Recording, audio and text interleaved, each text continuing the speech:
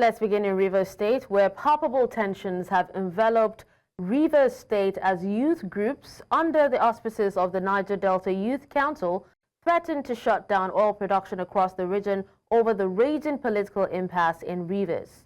The youth groups issued a 7-day ultimatum to President Bola Tinubu demanding, among others, the immediate restoration of Rivers State's statutory revenue allocation, the end of every impeachment plot against the Rivers State Governor Siminalayi Fubara, and the public retraction of anti-Ijaw remarks purportedly attributed to the former governor of the state, Nyesom Wike. Now, the group stated in an open letter to the president, signed by the NDYC president, Beneyukore Mamamu, that failure to comply could lead to a total shutdown of oil production across the region. In the meantime, a civic reception is currently being held in Kalabari land, a stronghold of the Ijaws in Rivers State, to honor the FCT minister, Nyesom Wike. Now, the reception, which is in thanksgiving for the Supreme Court ruling over Rivers' political affairs, is coming 3 days after the minister at a press conference spoke derogatorily about the Ijaws. Meanwhile, the Ijaw Youth Council Eastern Zone fixed a Congress for same day and venue in protest against the minister. Let's now head to Kano State, where the state government has clarified that the Court of Appeal did not overturn its earlier ruling recognizing Muhammadu Sanusi as the 16th Emir of Kano. The Attorney General and Commissioner for Justice, Haruna Dederi, addressed the matter, dispelling speculation surrounding the recent stay of execution granted by the Court of Appeal. Dederi explained that Baba Dang Agundi, a party in the case who was dissatisfied with the court's ruling, had applied for a stay of execution pending the outcome of Supreme Court's decision. Now, the Court of Appeal granted this request but did not nullify its previous judgment. He emphasized that the appellate court merely ordered the maintenance of the status quo and did not set aside its ruling. To security matters, in a significant blow to criminal networks, the Nigerian Air Force has launched a successful airstrike in Katsina State, neutralizing more than 20 bandits.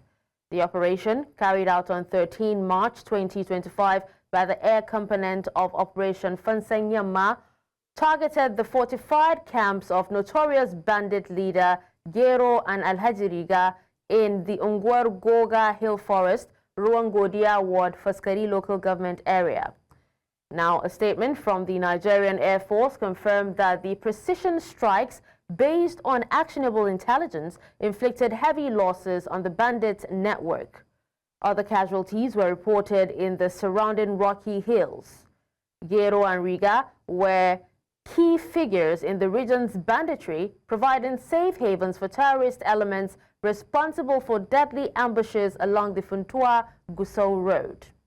Now, this latest strike is seen as a major step in the ongoing military campaign to restore peace and stability in the northwest region. The bloc has encountered significant obstacles in its efforts to counter terrorism within the sub-region. Now, this situation has been worsened by the withdrawal of certain member states from the regional bloc. News Central's Igbalani Omoni evaluates the consequences that the actions and inactions of the regional bloc have had on the region as a whole. The human cost of terrorism in the West African region is staggering. Communities have been displaced, livelihoods destroyed, and countless lives lost. The region's economy has also suffered significantly, with trade and investment dwindling due to security concerns. Across the region, over 33 million people have been displaced due to regional insecurity in the past year. While the regional body has established a counter-terrorism plan, its implementation has been hindered by funding constraints. The situation is further complicated by the withdrawal of 3 member states, Burkina Faso, Mali, and Niger, from ECOWAS. These countries have formed the Alliance of Sahel States (AES), which has criticized ECOWAS for its lack of counter-terrorism support. But are they doing any better in terms of handling terrorism? And what is ECOWAS doing?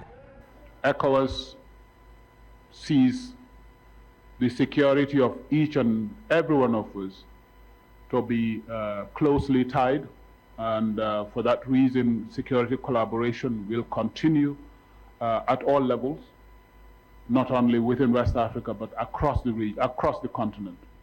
While Niger's military government has faced criticism for its handling of security issues, Mali and Burkina Faso have also struggled with ongoing jihadist insurgencies, which have led to significant humanitarian crises and displacement of populations. And I suspect that each of these countries is going to start working by itself instead of working together or working in a group.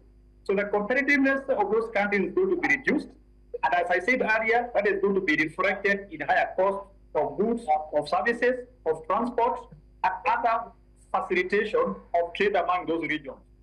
Member states call for collective approach to tackling the violent extremism in the region, rather than countries prioritizing national security initiatives which fragment response to threat. In this regard, I am pleased to highlight the activation of the ECOWAS standby force to combat terrorism in the sub-region. The activation of this force underscores our collective determination to confront the scourge of terrorism with regards to insecurity and ensure the safety and security of our citizens.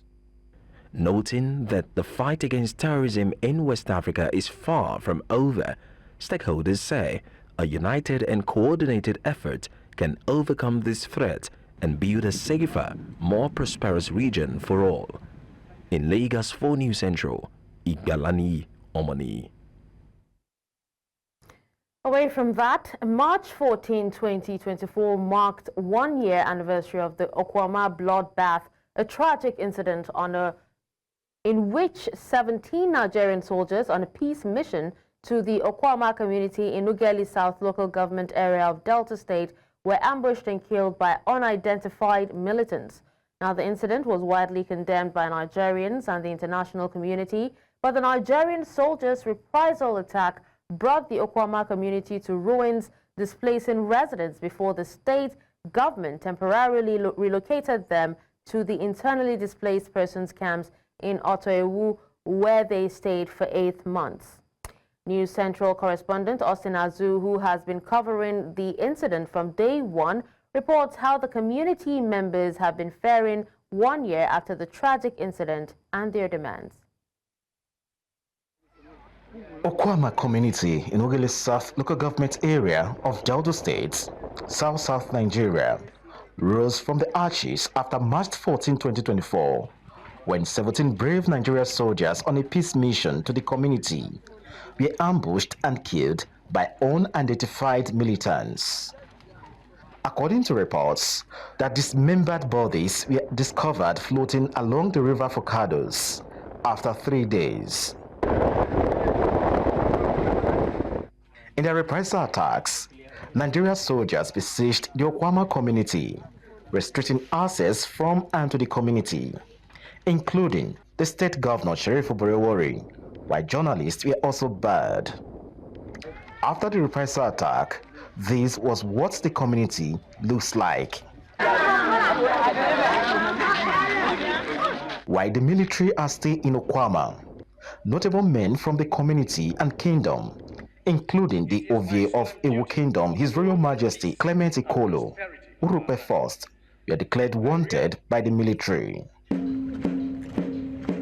Nigerian soldiers didn't spare neighboring communities as they continued ransacking individuals' houses, one of which was the late Edwin Clark's house in Kiagbodo, all in the quest of looking for their stolen arms. This door was broken by the military. They used their boot or another strong object to break the door. See it very well here. Without search warrant. In the midst of the security tension and access restrictions in the Okuama community, News Central, through its special report, was able to assess the destroyed Okuama community through the air, thereby uncovering what happened thereafter in the community.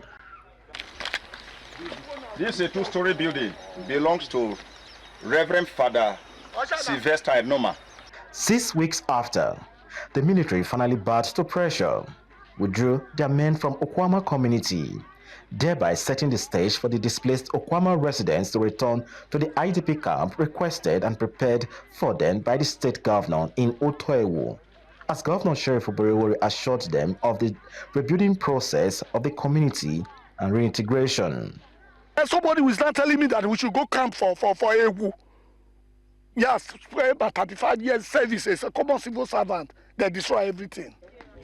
News Central, in one of its corporate social responsibilities and providing a platform for the voiceless, had a town hall meeting at Okuama community to amplify their voices.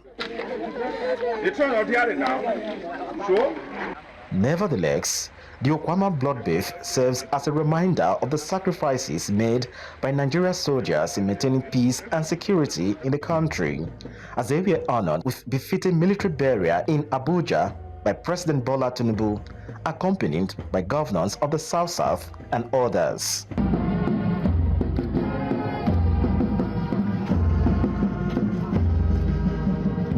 While in their IDP camp in Otoewu, some notable individuals were arrested by the military and imprisoned. James Ogoroko was arrested but died in military custody, and the community says others are still in detention.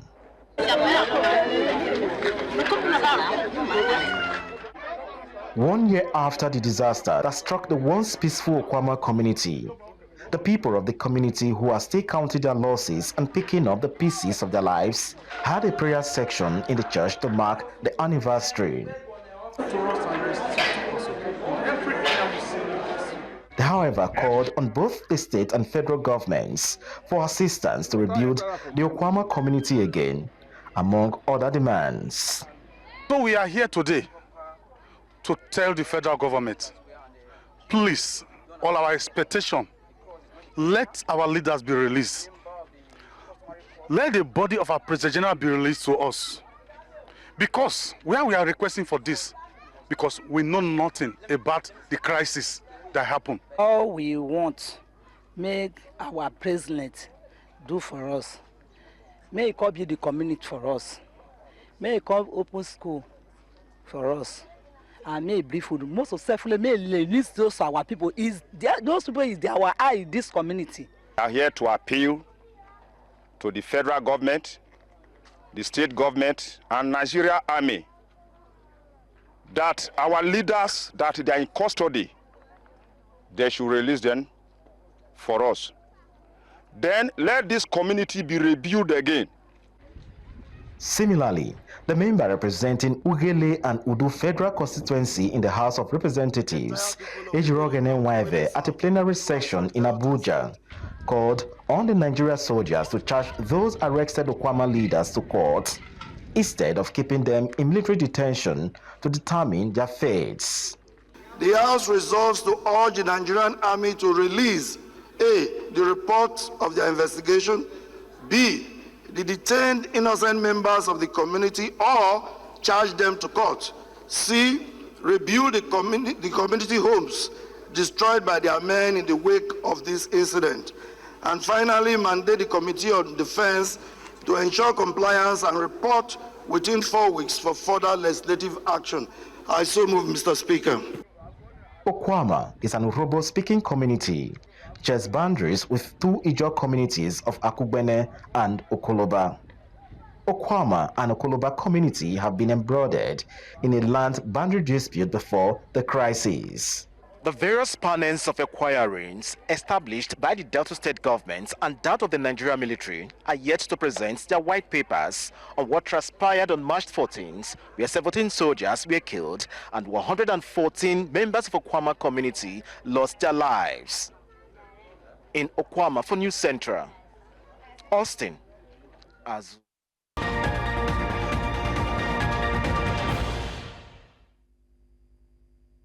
Thank you for staying with us. Now, human rights activist Deji Adeonju has urged Nigerians to prioritize discussions on the proposed tax reform bill rather than getting distracted by the ongoing controversies in the Senate. Speaking at a press briefing in Abuja, Adeonju criticized politicians for focusing on personal disputes while supporting policies that could negatively impact Nigerians. He described Senator Natasha Akpoti-Uduaghan's allegations of sexual harassment against President of the Senate, Godswill Akpabio, as mere distractions from important legislative issues of more concern to Nigerians. The Senate President ought to have recused himself, sincerely recused himself from presiding over that matter. After all, it has happened in this country before, where Saraki, Saraki was accused of buying bulletproof vehicles. He recused himself and allowed the Deputy Senate President to preside over the plenary.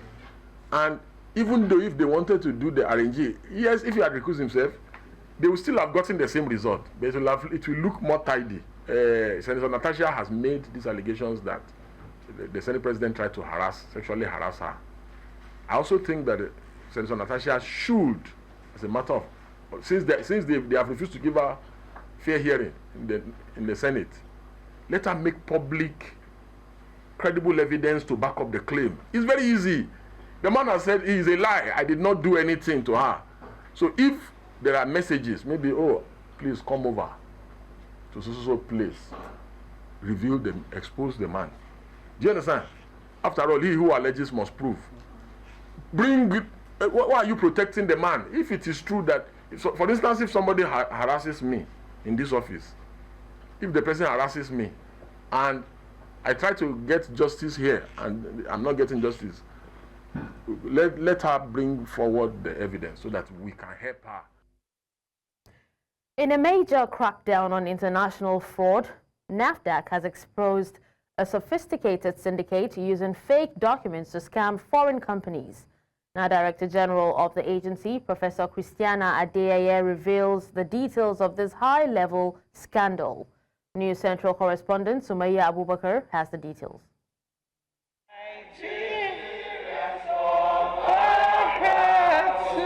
Suspects had deleted some of the accounts and the alert messages.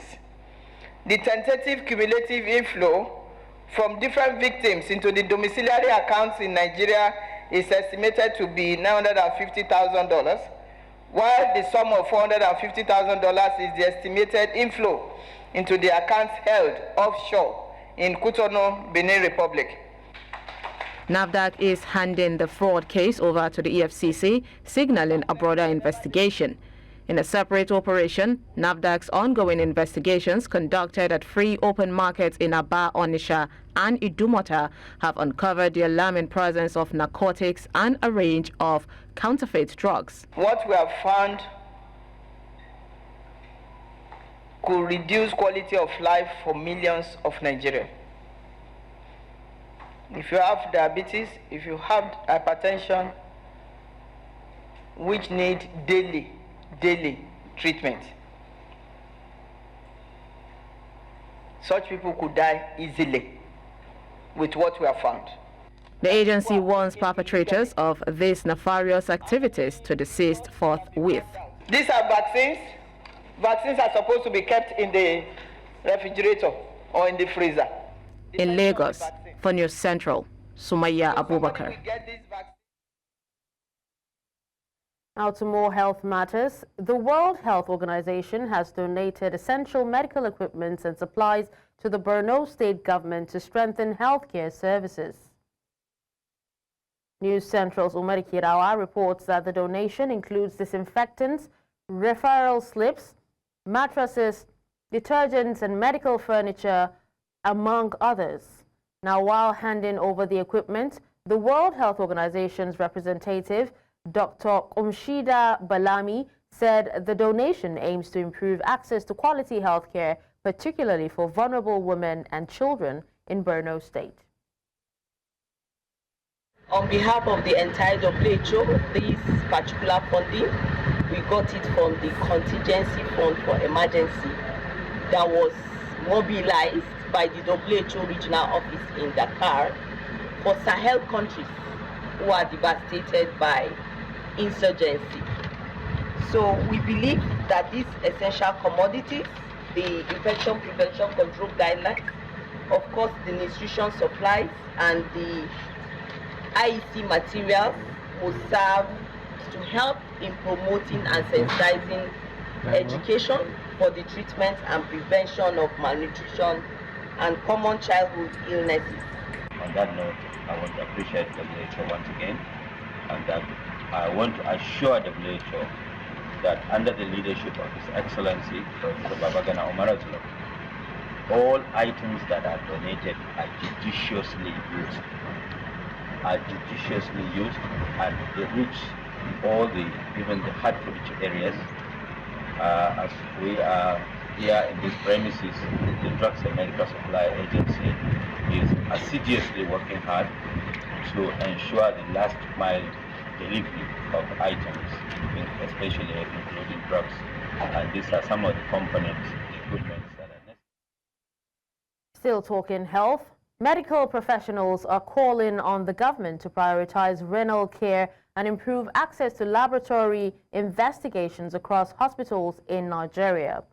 Now, they made the appeal in Abuja during a sensitization program organized by medical experts from the National Hospital as part of activities marking World Kidney Day. The doctors also urged the National Agency for Food and Drug Administration and Control, NAFDAC, and other stakeholders to curb Nigerians' access to self-medication in open drug markets. They identified self-medication as a major contributor to the rising cases of kidney disease in the country. Now, chronic kidney disease is very common. Worldwide, about 10 to 15% of the adult population are affected by chronic kidney disease.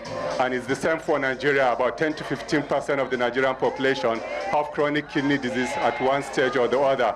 And if you look at our population of more than 200 million people, we are looking at more than 20 million people living presently with chronic kidney disease. And the number keeps increasing every year because the predisposing risk factors for chronic kidney disease, that's diabetes and hypertension especially, are also on the increase. We have open drug markets.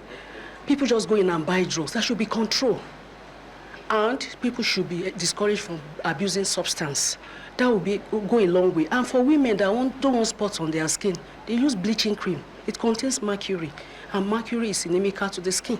So we have to discourage bleaching cream, bleaching soap, and we'll make sure that people take a lot of water and don't use the medication that is not meant for you by misusing or abusing it. The local government, the state government need to institutionalize renal care and then laboratory investigation in all these structures, especially in our general hospitals. So people are coming with malaria. Renal function test should be part of the malaria test, as simple as that, so that we can detect the renal failure early. Away from health, the effects of climate change in Nigeria are becoming increasingly evident, with extreme temperatures more frequent and intense. Now, these rising temperatures pose significant risks to public health, the economy, and also the daily lives of Nigerians, especially residents of Lagos. In this report, News Central's Aishat Salihu explores the causes, consequences, and potential solutions to this growing crisis.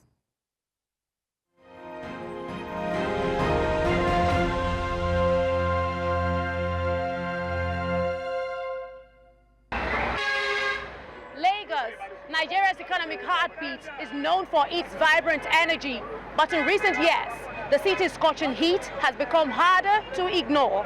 The temperature is rising, with weather forecasts hitting 33 degrees Celsius, soaring to as high as 36 degrees Celsius. A stark reminder that climate change is not a distant threat. It is here, and it is happening now. It begs the question, how does an average Lagosian who hustle and bustle for their daily source of living cope in this rising temperature?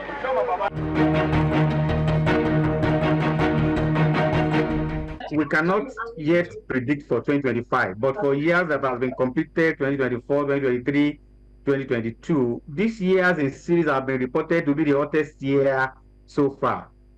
And in terms of months, February, March of 2022, 2023, 2024 successively have also been reported to be the hottest year in record. These are things that are, in public domain. So it is a fact that as we go into different years, it's becoming gradually warmer than normal. As Lagos continues to expand in population and urbanization, it has also become ground zero for climate change's most immediate effects: rising temperatures, prolonged heat waves, and unpredictable weather patterns. Our passenger going to not by force the passenger going to enter motor for a year. You go to shout, say eat. He say, I beg, help me open your boot, help me open your door. Say, make I command the door for you because of heat. Don't me cause the heat. Heat kò sí ná, kò jẹ́ kí ọjà yẹn yá, àsìkò ohun tẹ̀lé wà, ó yẹ kí iná wà. Nípa àwọn fún wa nínú àrọ́jà tà, kó tó fi affect mi nìyẹn. Mi ò rọ́jà tà dáadáa. Táìmù yìí ní àwọn èèyàn ń béèrè block. The temperature is high than before. Before it's not up to half. But when you see the temperature now, it's going. Even though we are scared, afraid, maybe not damage the radiator because the temperature is too much. Idan zai yawa yana fashewa sosai, ke ga wannan duka, wanda ya fashe wannan duk ya tashi da aiki kenan. Yalla sai dai mu kai shi bola. Experts warn that the causes of climate change are directly linked to the environmental crisis and worsening health outcomes for the population. What we're doing mainly wrong is massive, hundreds and millions of tons of pollution of a specific gas, the CO2 gas. And this for years, for the last 100 years, it's been raising the temperature of the earth higher than average, and it's been going up and up and up. It's getting faster and faster. The scientists have been telling us that this is exactly what would happen. The only thing is happening a little bit earlier than they had anticipated in terms of the rate of rapidity of the increase. Extreme of temperatures, a high temperature, especially heat wave that is unmitigated, will lead to severe dehydration due to excessive loss of fluid and the dysfunction of various organs and systems as a result of protein denaturing. The realities on ground show a slow pace in action. However, experts argue that only committed and sustained action can effectively mitigate the impact of climate change. The solution for both Lagos and for the northern frontline states is to continue to plant trees as much as possible. And those that you have, try to conserve them. As Lagos continues to grow, the urgency of addressing climate change becomes more apparent. Rising temperatures and high humidity levels are just few of the many symptoms of a warming planet. And for the people of Lagos, the time to act is now. In Lagos, for News Central, Aishat Salihu. Now, for years, the lack of accurate data collection has been a major challenge across many African countries, affecting research, development, and policy making. Experts believe artificial intelligence could change this if the right AI tools are developed to fit Africa's unique needs. At this year's Lagos Open Data Day, stakeholders and tech experts gathered to discuss how homegrown AI solutions could be the key to solving Africa's data gaps. News Central's Bernard Akede reports.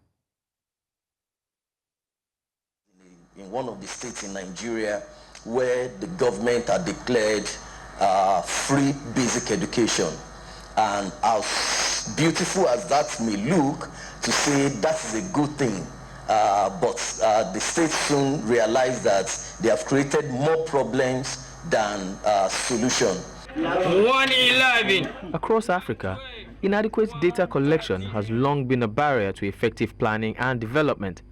But with the rise of artificial intelligence, experts say this challenge could soon be overcome if the technology is developed indigenously. At the Lagos Open Data Day, stakeholders explored the need for AI tools specifically designed to address Africa's data challenges. Quite a number of AI tools now everywhere, but the advantage of an homegrown tool like Bimi that we launched today is that it can answer our requests more accurately. Right? I mean, we have tested some other AI platform where we ask for revenue of a particular state in Nigeria, and you will see generalization using maybe extrapolation from maybe GDP to be able to get what a revenue of a particular state would be. But with Bimi, that will not be the case. You can use computers. AI tools have come to stay, and they no doubt make work and life easier. However, building of AI tools in this part of the world come with challenges. Building AI is not just like every tech tool out there. AI is very, very expensive to build. First, the cost is a whole lot. Then when we look at the frameworks, they are not clear frameworks that helps the ethics of AI in Nigeria. So we also try to narrow our tool to ensure that it is limited to the kind of stuff that we do. Data is garbage in, garbage out. While there is growing enthusiasm about building homegrown AI solutions, experts warn that proper regulations must be put in place to ensure responsible use and implementation. The only issue that we are going to suffer in terms of AI is if we do not have a policy that guides the functionality of AI in Nigeria.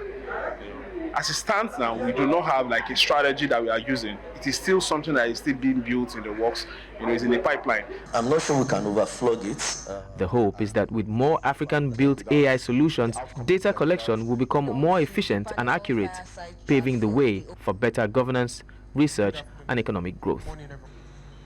In Lagos for News Central, Bernard Akede. Coming up, South Africa expresses regret over U.S.'s decision to expel Ambassador Ibrahim Rasool. We'll tell you more after the break. Join us again.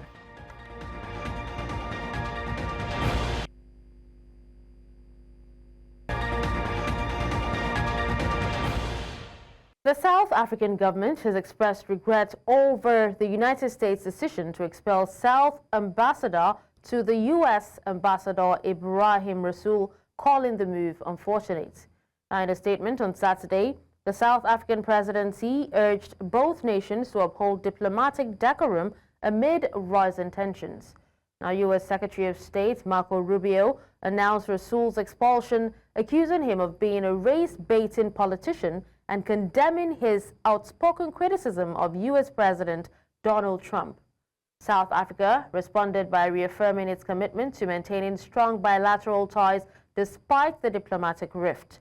The expulsion follows a series of strained relations, including President Trump's decision in February to freeze U.S. aid to South Africa over concerns about a law allegedly facilitating land seizures from white farmers. Marine Le Pen, leader of France's far-right National Rally Party, arrived in N'Djamena, Chad's capital, on Friday evening for a diplomatic visit. She was received at the airport by the Minister of State and Special Advisor to the President. This marks Le Pen's second visit to Chad following her 2017 meeting with the late President Idriss Déby in Amjaras. She is scheduled to travel to Amjaras for talks with President Mahamad Idriss Itno as part of ongoing diplomatic engagements between France and Chad.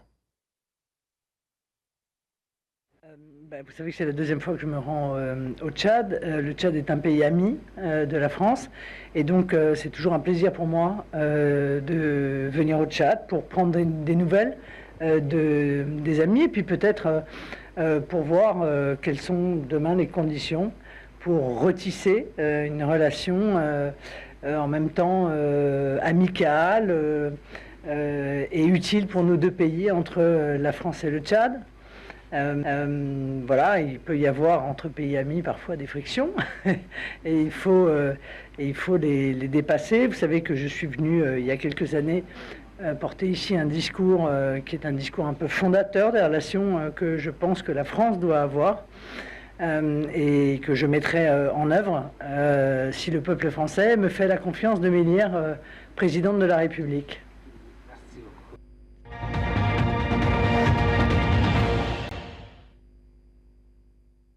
In other news from around the world, there are indications that United States President Donald Trump is planning to impose a travel ban on at least 40 countries. A U.S. official, speaking on condition of anonymity, claims an internal memo issued on Saturday categorizes the affected countries into 3 separate groups.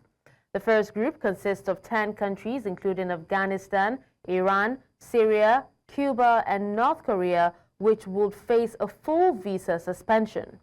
In the second group, 5 countries, Eritrea, Haiti, Laos, Myanmar, and South Sudan, would be subject to partial suspensions affecting tourist, student, and other immigrant visas, with some exceptions.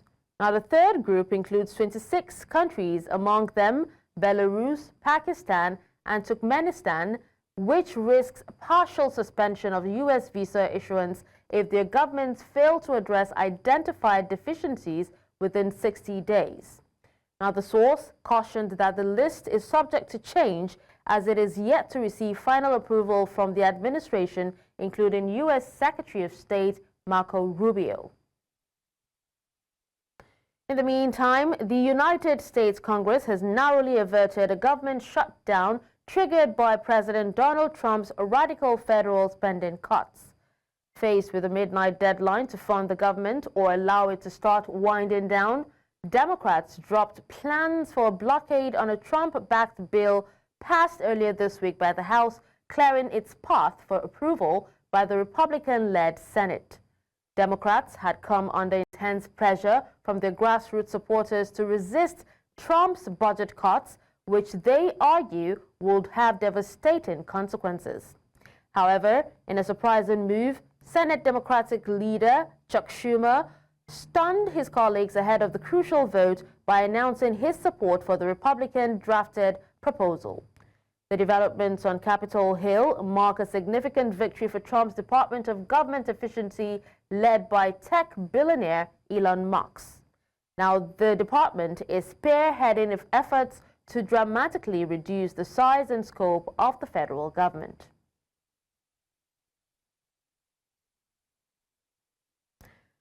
Meanwhile, in a fiery speech at the Department of Justice, U.S. President Donald Trump intensified his attacks on media organizations critical of his administration, labeling them or their coverage as illegal and corrupt. Trump singled out CNN, MSNBC, and unnamed newspapers, accusing them of producing 97.6% bad coverage about him. He also claimed that these outlets act as political arms for the Democrat Party and insisted their reporting was unlawful. The president also suggested that media influence extends to the judiciary, alleging that coordinated coverage was shaping legal rulings. Meanwhile, his administration has restricted access for mainstream media while favoring right-wing outlets. The Washington Post, the Wall Street Journal, and MSDNC, and the fake news CNN, and ABC, CBS, and NBC, and they'll write whatever they say. And what do you do to get rid of it? You convict Trump. All you have to do is be really tough on him and ultimately convict him, and they leave you alone. It's totally illegal what they do. I just hope you can all watch for it, but it's totally illegal. Canada's newly sworn-in Prime Minister Mark Carney has taken a firm stance against U.S. President Donald Trump's repeated threats to annex Canada. Now, Carney, who succeeded Justin Trudeau as Canada's 24th Prime Minister, has identified tackling Trump's tariffs as a key priority for his administration. Amid escalating tensions and trade disputes with Washington, Carney expressed hope for future cooperation between both countries in advancing mutual interests. However, he described the Trump administration as Canada's greatest challenge in a generation, particularly criticizing the U.S. president's tariffs on Canadian goods. While Ottawa has already retaliated against these measures, Carney's government will focus on strengthening Canada's international alliances. Next week, he is scheduled to visit Paris and London to discuss trade and security. Ever, in any way, shape, or form, be part of the United States. America is not Canada. Allies, sir, do you want to? I don't think we need. I don't think we need to hear it from. Nous sommes maîtres. We're masters in our home. We're in charge. And what you will see from this government is focusing on building here at home, building with different partners abroad, and that will reinforce the point. It's good. We're doing it for our own reasons, to be clear, for our own people, for the high-paying jobs. But eventually, the truth will out, and the Americans will. British Prime Minister Keir Starmer says that Russian President Vladimir Putin will would sooner or later have to come to the table as he opened a virtual summit on Saturday aimed at rallying support for Ukraine. The talks, organized by Downing Street, seek to encourage participating nations to join a coalition committed to safeguarding any eventual ceasefire in Ukraine. Addressing allies, Starmer outlined 3 key priorities, including strengthening Ukraine, ensuring a coalition is ready to uphold any agreement, and maintaining pressure on Russia. He also said President Vladimir Zelensky had demonstrated Ukraine's commitment to peace, having agreed to and upheld a 30-day unconditional ceasefire. President Zelensky, who's with us this morning, has shown once again that Ukraine is the party of peace because he has agreed to and committed to a 30-day unconditional ceasefire. Now what we see, and this is centrepiece for our discussions today, is that Putin is the one trying to delay.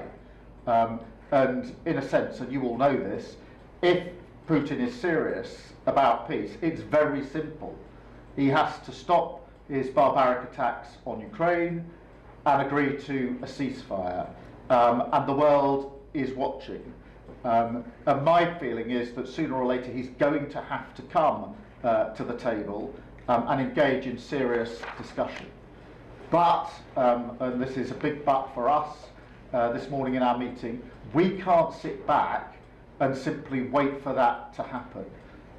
We have to keep pushing ahead, pushing forward, and preparing for peace, and a peace that will be secure and that will last.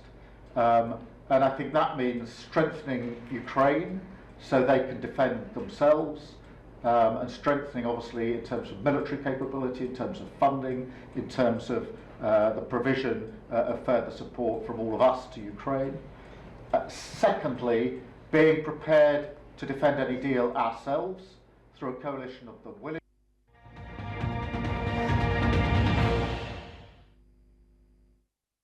In the world of sports, Chelsea and Nigerian football legend John Michelobi is set to feature in a charity match between Chelsea legends and Liverpool legends at Anfield on Saturday, the 22nd of March.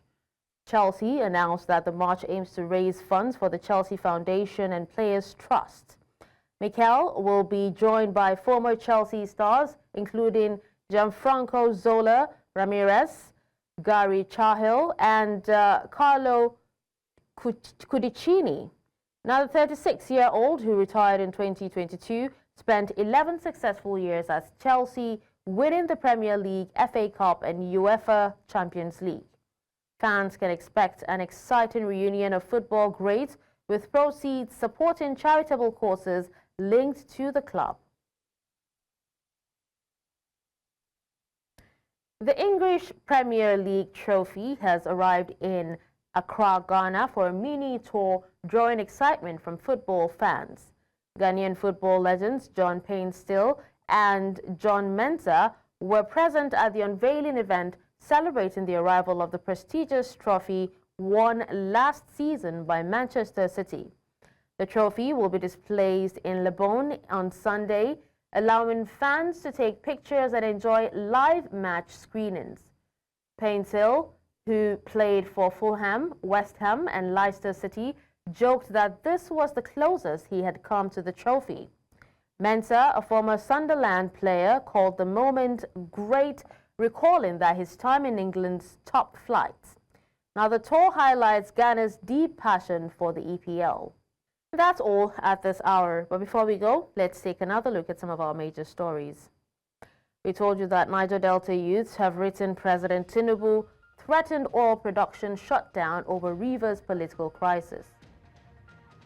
We also told you that Kano State government has allayed fears and insisted appeal court did not sack Emir Sanusi. We also told you that South African government has denounced United States' decision to expel Ambassador Ibrahim Rasool. Send your eyewitness report to the WhatsApp number on the screen. Do follow us on social media. We are at News Central TV. You can watch News Central live on DSTV channel 422, GoTV channel 23, Star Times channel 274, Avo TV, and YouTube. Many thanks for watching. I'm Darshan Usman.